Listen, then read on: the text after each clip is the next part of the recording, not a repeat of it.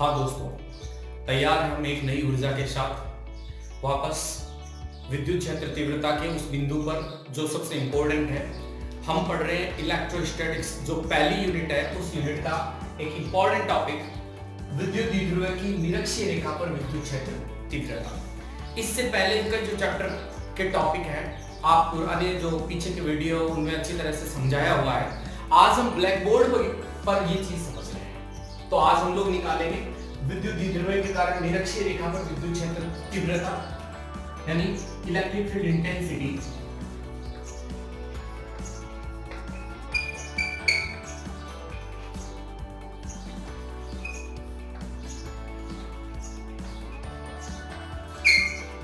On equator line by dipole. विद्युत द्विध्रुव पहले भी हम लोग पढ़ चुके हैं, लेकिन एक बार आपको बता देता हूं कि विद्युत द्विध्रुव क्या होता है। विद्युत द्विध्रुव होता है विजातीय आवेशों का एक जोड़ा जो एक निश्चित डिस्टेंस पर स्थित होता है। ये जो डिस्टेंस होती है, मान लीजिए इस डाइपोल को हम इलेक्ट्रिक डाइपोल है ये, और इसको हम लोग AB में ले लें, और ये जो डिस्टेंस है ये 2A डिस्टेंस आती है। यानी इसका जो सेंटर है, इस सेंटर से A इधर है और A इधर है।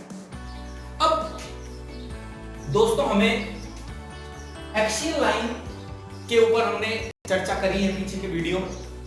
हम लोग निरक्षीय रेखा के ऊपर यानी इक्वेटर लाइंस जो है उसके ऊपर हमें विद्युत क्षेत्र की तीव्रता निकालनी है। तो इसका निरक्ष ये निरक्षीय रेखा है और ये अक्षीय रेखा है। तो दोस्तों आप चाहे इस डाइपोल से ऊपर निकालें चाहे नीचे निकालें, इससे कोई फर्क नहीं पड़ने वाला है। हम लोग ये करते हैं कि ये जो निरक्षीय रेखा है, इस निरक्षीय रेखा के ऊपर, क्योंकि यहाँ पर डाइपोल आपने बना लिया, निरक्षीय रेखा ये रही निरक्षीय रेखा, और इसके ऊपर आपको इलेक्ट्रिक फील्ड इंटेंसिटी जो निकालनी है वो मान लीजिए कि इसके ऊपर हमारे पास ये कोई पॉइंट है P, और इस P के ऊपर हमें इलेक्ट्रिक फील्ड इंटेंसिटी निकालनी है। किसके कारण? इस डाइपोल के कारण। तो हमें ये एक कल्पना करनी पड़ेगी कि मान लीजिए कि जो डिस्टेंस यानी ये इसका जो बिंदु है O, इस सेंटर पॉइंट से जो बिंदु जिस पर हमें तीव्रता निकालनी है E, ये R डिस्टेंस पर है। अब हमें ये पता नहीं है कि इस A बिंदु यानी -Q से P कितना दूर है और +Q से P कितना दूर है। तो हम लोग पाइथागोरस प्रमेय से इस डिस्टेंस को निकाल लेंगे। तो दोस्तों ये डिस्टेंस है और ये डिस्टेंस है। अब हम लोग एक चीज ये देखेंगे कि प्लस आवेश के कारण विद्युत क्षेत्र तीव्रता, मान लीजिए आपके पास E1 है, क्योंकि बाहर की ओर बाह्यमुखी बल रेखाएं होती हैं, इसकी वजह से हम तीर का निशान ऊपर की ओर रखेंगे। और विद्युत क्षेत्र तीव्रता माइनस आवेश के कारण, क्योंकि बल रेखाएं अंदर की ओर होती है, तो ये हमारे पास E2 है। अब देखिए यहां पर E1 और E2 के मान बराबर ही होने हैं। क्यों होने हैं? क्योंकि ये डिस्टेंस है दोनों में बराबर है और चार्ज की वैल्यूज जो है वो भी बराबर है। तो हम लोग देसी घटक के आधार से ये देख लेते हैं कि विद्युत क्षेत्र तीव्रता किस दिशा में लग रही है, यानी क्षैतिज घटक और लंबवत घटकों में हम इसको विभक्त कर देते हैं। तो देखिए विद्युत क्षेत्र तीव्रताएं माइनस की जो विद्युत क्षेत्र तीव्रता है वो E2, उसकी दिशा भी ये है, देखिए अंदर की ओर, और E1 की दिशा भी ये है। यानी जो डाइपोल है उस डाइपोल के जो क्षैतिज घटक है वो क्षैतिज घटक एक ही दिशा में है, और लंबवत घटक यानी ये डायरेक्शंस आप देखिए अंदर की ओर आ रही है जबकि ये बाहर की ओर, यानी जो ऊर्ध्व घटक होते हैं वो यहाँ पे निरस्त हो जाएंगे। तो ऊर्ध्व घटक होगा एक तो E1 sin theta, E2 sin theta, और नीचे की ओर आएगा E1 sin थीटा।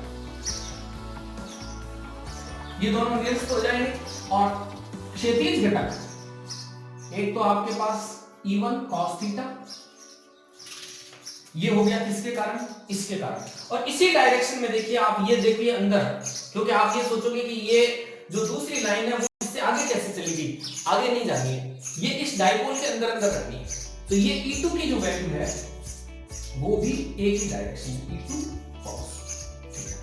अब आप देखिए कि इस डायपोल के अंदर जो इलेक्ट्रिक फील्ड इंटेंसिटी की डायरेक्शंस जो है वो चाहे E1 हो चाहे E2 हो, दोनों की एक ही डायरेक्शन। तो इन दोनों में यानी इसके अंदर विद्युत क्षेत्र तीव्रता की क्षैतिज घटक में जुड़ेगी। तो हमारे पास टोटल E कितनी होगी, E1 cos theta plus E2 cos theta. अब देखिए वो जो ऊर्ध्व घटक थे उसके अंदर वो मान कहां गए, वो निरस्त हो गए। क्यों, क्योंकि एक मान E1 जितना नीचे आ रहा है E2 उतना ही ऊपर जा रहा है, तो ये वैल्यूज हमारे पास 0 हो गई। अब देखिए E1 और E2 दोनों बराबर है। क्यों बराबर है, क्योंकि चार्ज के परिमाण बराबर है और ये डिस्टेंस बराबर है। तो हमारे पास E equal to modulo E1 cos theta.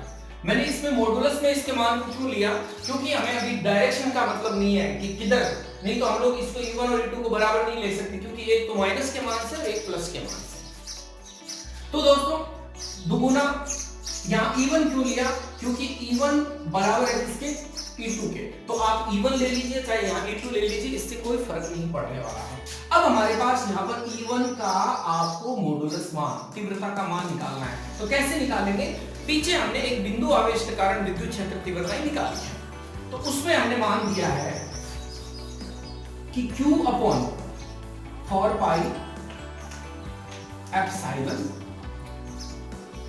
Not, क्योंकि ये कंडीशंस टोटल जो है वो वैक्यूम में हो रही है, एप्सिलॉन नॉट और इसके बीच में डिस्टेंस। अब चाहे डिस्टेंस आप ये लिख दीजिए चाहे ये लिख दीजिए, उससे कोई फर्क नहीं पड़ेगा। तो मान लीजिए कि ये डिस्टेंस है आपके पास AP का स्क्वायर। अब ये तो मान आ गया आपका E1 का। अब AP का जो वैल्यू है आपके यहाँ पर हमने अभी निकाली नहीं है, तो पाइथागोरस प्रमेय से AP का मान निकाल लीजिए। तो देखिए AP का मान कैसे निकालोगे, AP का वही मान होगा जो DP का होगा। तो AP का मान कितना है, AP का मान यानी पाइथागोरस में आपको पता है कि जब हम करंट निकालते हैं, करंट का जो होल स्क्वायर होता है, करंट स्क्वायर बराबर लंब स्क्वायर और आधार स्क्वायर। तो इस तरह से हम लोग इसके मान को निकालेंगे। तो ये हो जाएगा आपके पास A square plus R square. अब यहां पर ये कहने की बात यह है कि ये आपका स्क्वायर है। अब देखिए हम लोगों को ये मान रखना है किसमें, इक्वेशन नंबर 1 में। ये इक्वेशन नंबर 1 है, तो मैं मान रख देता हूं E equal to Q upon 4 pi epsilon naught, 2 Q upon 4 pi epsilon naught. अब देखिए यहां पर AP का मान कितना है, ये पढ़ा, AP का स्क्वायर चाहिए आपको, ये AP का स्क्वायर का मान है A square plus R square और पीछे लिखा हुआ है cos थीटा, cos थीटा। मैं एकदम आपको शॉर्ट में बता रहा हूं क्योंकि इसके बीच में हमें लैंग्वेज भी लिखनी होती है।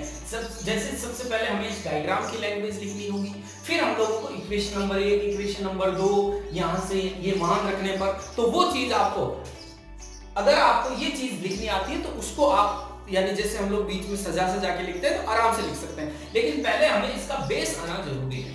उसके बाद E इक्वल हम लोग इसके मान को आगे लिखेंगे, cos थीटा का मान निकालेंगे दोस्तों, cos थीटा।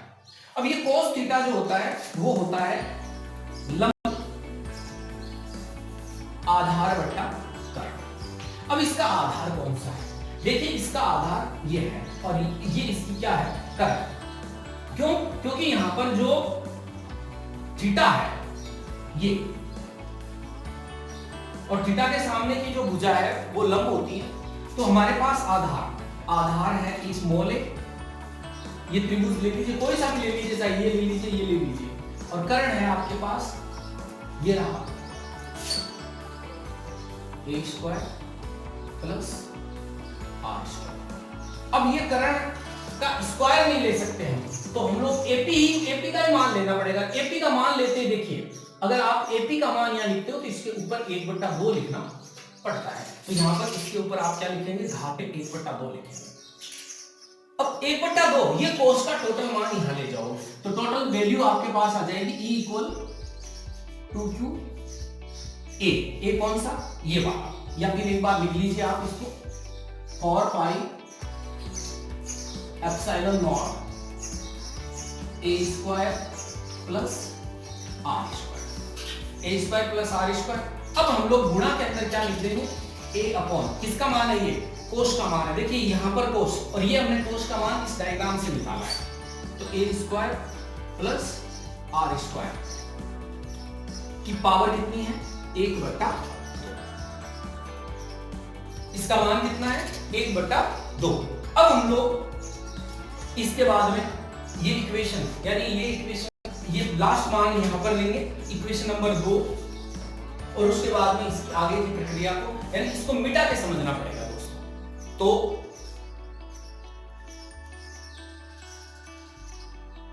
तो जो लास्ट मान आया था, लास्ट इक्वेशन नंबर 2, उसको मैं यहां लिख रहा हूं।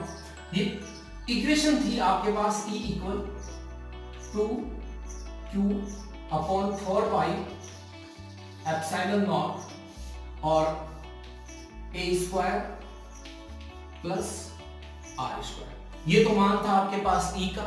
अब मान पीछे cos थीटा का ये था, देखिए A upon A square plus R square, और इसकी पावर कितनी थी, 1/, ये मान था। अब इस मान से आपको यहीं पर ही सबसे ज्यादा समझना है, क्योंकि यहां पर आप सबसे ज्यादा गलती करते हैं।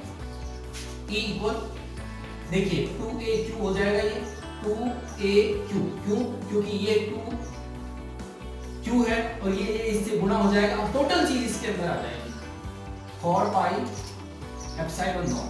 अब देखिए यहां पर आपको क्या करना है, जैसे आपके पास कोई राशि है a की पावर a, और गुणा करते हो आप a की पावर 1/2 से, तो ये कितना मान होना चाहिए, ये मान होना चाहिए आपके पास a की पावर, देखिए ये हो गया आपके पास 1/2, तो ये आ गया 2, और ये आ गया आपके पास 2 + 1, 3/2। तो इसी तरह से हमें इसके ऊपर 3/2 के हिसाब से, क्योंकि यहाँ पर लड़के बहुत बड़ी गलती कर देते हैं और फिर पूरी की पूरी की कराई मेहनत जो होती है वो खराब हो जाती है। और हम जब कॉपी चेक करते हैं तो यहाँ यही ध्यान रखते हैं कि बच्चा इस जगह कौन सी गलती कर रहा है।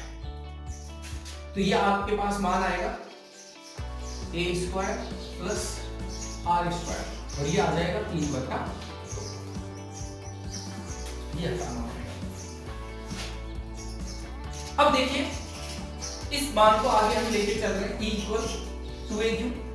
अब हम लोगों को ये कंडीशंस देखनी पड़ेगी, कंडीशंस ये देखनी पड़ेगी कि यदि हमारे पास, सीधी सी बात है कि ये R बड़ा है और A डिस्टेंस छोटी है, तो R स्क्वायर की तुलना में तो A स्क्वायर तो नगण्य हो जाएगा, तो R स्क्वायर की तुलना में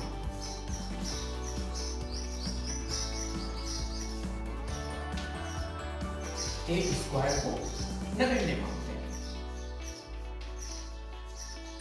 क्योंकि हर जो इक्वेशंस होती है उसके बीच में लैंग्वेज लिखना फिजिक्स में बहुत इंपॉर्टेंट होता है, परंतु आपकी अगर डायग्राम पे पकड़ होती है और इक्वेशंस पे पकड़ होती है तो लैंग्वेज पे पकड़ आपको आप बन जाती है।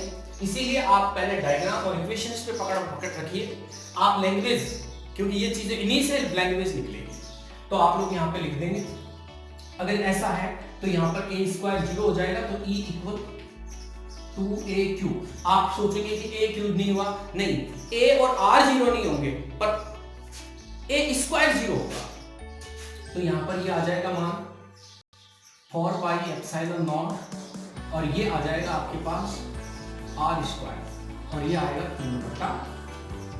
अब दोस्तों ये जो इसको हल करेंगे तो 2 की पावर से 2 की पावर खत्म हो जाएगी, बचेगी क्या, 2AQ upon 4 pi epsilon not, और ये आ गई आपके पास R।